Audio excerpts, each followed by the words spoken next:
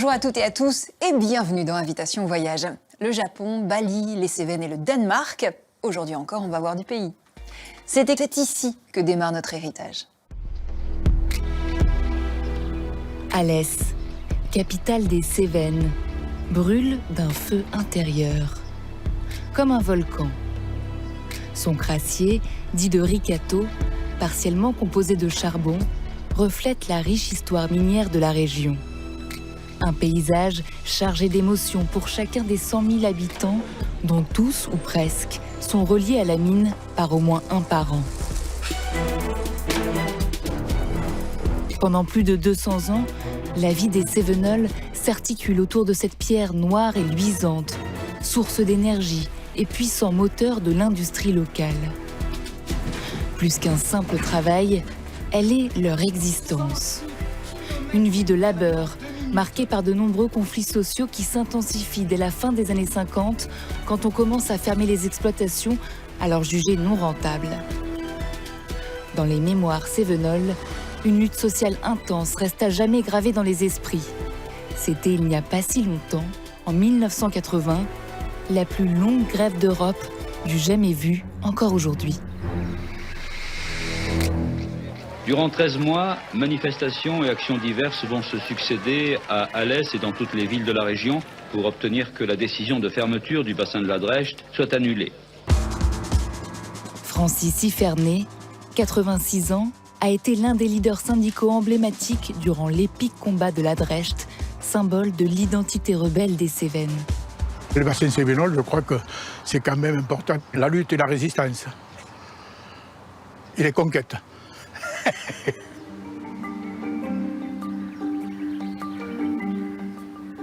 C'est à la Grand Combe que débute la grande aventure du charbon dans les Cévennes. La commune est née de la volonté de la Compagnie des mines d'exploiter la ressource présente en abondance dans le secteur. Tout autour, la végétation autrefois couverte de châtaigniers se métamorphose pour les besoins de la mine. Il y a eu des reboisements faits par des plantations de pins maritimes, parce que les responsables miniers s'étaient aperçus, pour étayer dans les mines, que le pin maritime avait une propriété, il craquait dans les galeries. Lorsque le terrain bougeait, qu'il y avait un danger pour le mineur, il prévenait le mineur qu'il y avait quelque chose qui se passait. Dans la région, on sait aussi que ce n'est pas n'importe quel charbon. Celui-ci est vieux et particulièrement riche en carbone. Ici où nous sommes, c'était le charbon unique en Europe.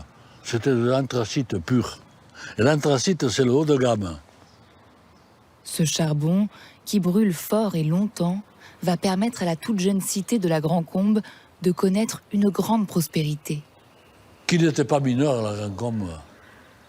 La Grand Combe a vu son évolution grâce aux mines, parce qu'il y avait les commerces qui se sont créés, il y avait une activité florissante.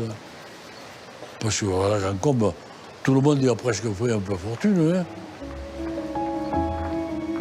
Témoin de cette époque, la maison du mineur est créée sur un ancien site d'extraction du charbon, l'un des plus importants de la région, le Puy Ricard, datant de 1835, aujourd'hui classé monument historique.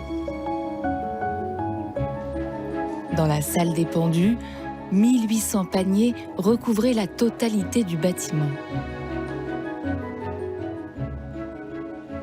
Ici, les effets des mineurs étaient suspendus au plafond. Et là, il y avait les douches où se lavaient. Le moment du lavage, c'était la queue un derrière l'autre, chacun se lavait le dos. Je crois que c'est des bons souvenirs dans ma vie.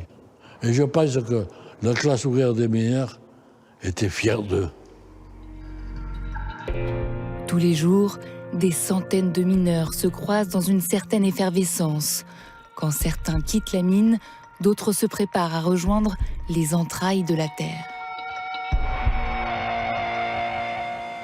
Ces cages étaient conçues de 2 étages, où on mettait 25 ouvriers en haut et 25 ouvriers au-dessous, ce qui faisait 50 mineurs de fond qui descendaient dans ce puits.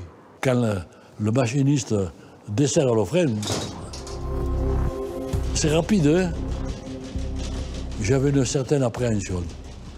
Parce que lorsque la cage, ça cède sous mon pied, on devient sourd. Quelques secondes, mais après ça revient et ça crée une dépression dans les oreilles. Du moment que vous rentrez dans la terre, la température s'élève d'1 degré tous les 33 mètres.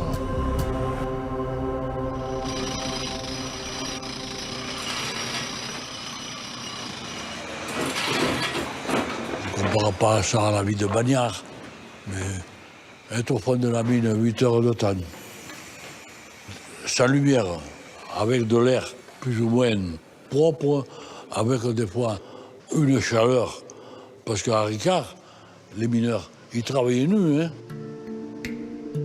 Au fond de la mine, l'humidité dépasse les 90%. Certains passent plus d'un tiers de leur existence sous terre. Le travail du mineur de fond est l'un des plus inhumains. Alors petit à petit, les compensations se multiplient. On avait le charbon gratuit, on avait le docteur gratuit, on avait le logement gratuit. Alors c'était des avantages non négligeables.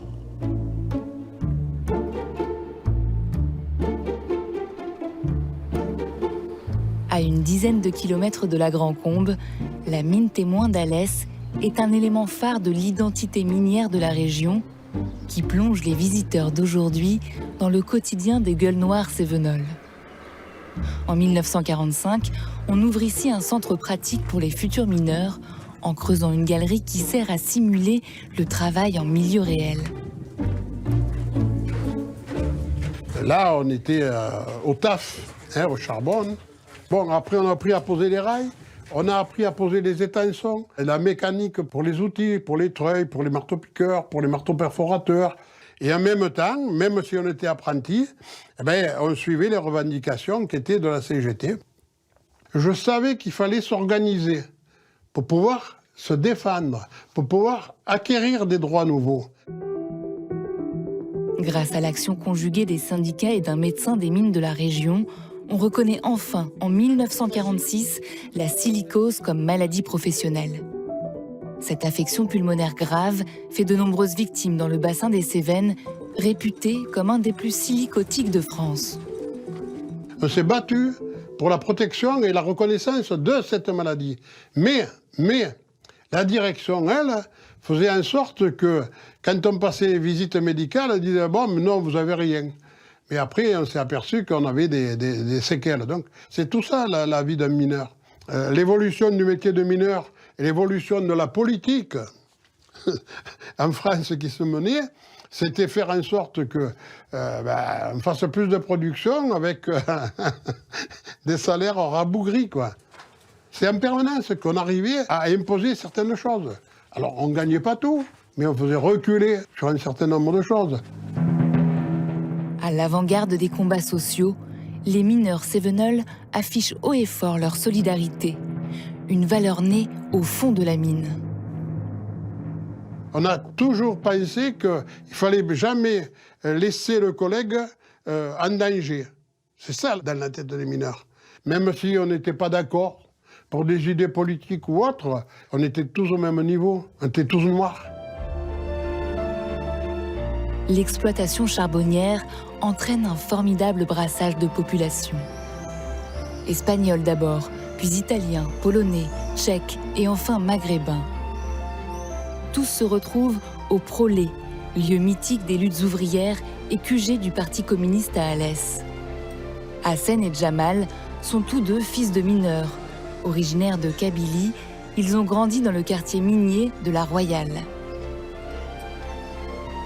Il y avait toutes sortes de nationalités dans le quartier des mines. Mais on était tous frères, tous. Voilà, même nos parents, tout le monde. Il n'y avait pas lui parce qu'il est espagnol, lui maghrébin, ceci. On était tous de la même famille. Et tout ça, c'est autour du charbon des mines, la fraternité et tout. Oh. L'été, le long du Gardon, les jeunes garçons ramassent la boue de charbon accumulée à la retenue d'eau du Moulin Neuf. À eux trois, ils forment une petite industrie de fabrication de mottes de charbon qu'ils revendent directement aux habitants. Ça ne nous rajeunit pas tout ça, hein? Ça, c'était 1969. Et tu te rappelles les dernières montres qu'on a fait, à combien on les a vendues? Je pense Allez, entre pense. 12 et 13. Exact, ouais. 13 centimes. On vivait dans une rue, nous, la Royale, qui traversait le quartier, et notre monde était limité. Nous, le terrain de sport, de foot, et le gardon, et la cour publique, c'était notre horizon. Et on attendait impatiemment la saison, la fin de l'école, pour aller dans le gardon et essayer de gagner 4 sous. L'eau du lavage du charbon était déversée dans le gardon. Ça se déposait, on en profitait, nous, et on allait racler. Là. On était les paysans du gardon, quoi. Hein. On a été les derniers à faire les montres. On avait un moule en cuivre et on remplissait, on faisait notre briquette. On en faisait une centaine par jour. Ouais. Et après, on allait les livrer chez les gens. On voulait discuter les prix, mais c'était très dur. Les Cévenols, on ne lâche pas comme ça. Et c'est vrai qu'on ne gagnait pas des 100 et des 1000, hein. Mais bon, on n'avait pas d'autre choix. Il fallait aller, comme c'est le cas de le dire, au charbon. Au charbon. Ouais. Au nord d'Alès, le site de la Drecht désigne un gisement de charbon dont le principal puits s'appelait d'Estival, fleuron de l'épopée minière des Cévennes. À partir des années 70, les exploitations souterraines commencent peu à peu à disparaître. Le site de la Drecht et ses emplois sont alors menacés, ce qui provoque la colère des ouvriers qui s'engagent dans une grève illimitée. Quand on a décidé d'occuper le front de la mine le 5 mai 80, on avait le dos au mur, comment dire. Et puis c'est là qu'on a décidé, demain on descend au fond et on dit aux mineurs on occupe. Et les mineurs sont restés au fond occupés, il n'y en a que 2 ou 3 qui sont remontés. Donc c'est parti de là, mais on ne savait pas où on allait. S'ils ont tenu, c'est qu'ils n'étaient pas seuls. Artistes, intellectuels, scientifiques, viticulteurs, le mouvement de solidarité est immense et gagne tout le pays. Depuis le fond, une radio clandestine informe même en temps réel toute la région alésienne sur la grève. Radio Castagne, pourquoi on appelait Radio Castagne? Castagne, c'est la châtaigne, qui était un symbole quand même économique des Cévennes, la châtaigne, mais aussi castagne. La castagne, on sait, c'est la bagarre. Ils sont venus des 4 coins du Languedoc-Roussillon et même de la Loire pour apporter leur soutien aux mineurs cégétistes de d'Estival. Il y avait une foule incroyable, on dirait un film italien, là, avec tout ce monde. Donc il faut savoir l'immense solidarité que ça a apporté. Voilà, oui, bon, il fallait être solide quand même. Parce qu'on se rappelle maintenant des bons moments, mais ça n'a pas toujours été facile quand même. Peu à peu, l'action va se durcir. Les mineurs continuent d'extraire le charbon et ils le vendent eux-mêmes. Au fil des mois, la tension monte, tandis qu'à la demande pressante des mineurs se mobilisent les leaders politiques et syndicaux. 13 mois plus tard, le 12 juin 1981, on fête la victoire. La veille, un protocole d'accord a été signé entre la CGT et les Charbonnages de France. 330 jeunes sont embauchés. Un combat victorieux bien qu'éphémère. Malgré la relance, l'exploitation souterraine est totalement arrêtée en 1985.